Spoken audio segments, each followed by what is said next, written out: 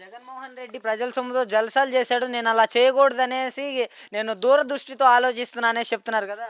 కరెక్టేనా బా. జగన్మోహన్ రెడ్డి ఎన్ని జలతాలు చేస్తే మాకు అన్ని జరిపిండు. నువ్వు ఆడ ఒక్క మాటలను తెలుసుకో. నువ్వు ఎంత అప్పు తెస్తే కుటుంబం జరపాలా, రాజ్యాంగం పరిపాలన కరెక్ట్గా ఉండాలా. నువ్వు అన్ని అబద్ధాలు ఆడి అది ఇస్తా ఇది ఇస్తా రుణమాఫీ చేస్తానని 3 కిస్తీలు వేసి 2 కిస్తీలు ఆపిను.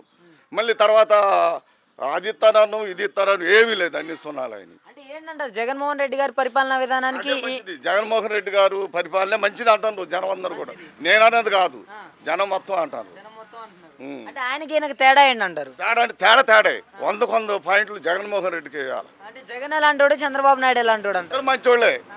పరిపాలన ఎవరు చేస్తే వాళ్ళు పంచుతారు. పరిపాలన తీరు ఎవరిది మంచిది అంటారు? పోయింది జగన్దే మంచిది. జగన్దే మంచిది. దేనికంటారు ఈయన మంచి? అంటే పథకాలు అన్ని నెరవేర్చుకుంటాం. మా అన్న మాటకి అన్ని నెరవేర్చాడు, ఇచ్చిన మాట ప్రకారం. మాట ప్రకారం ఇచ్చిండు.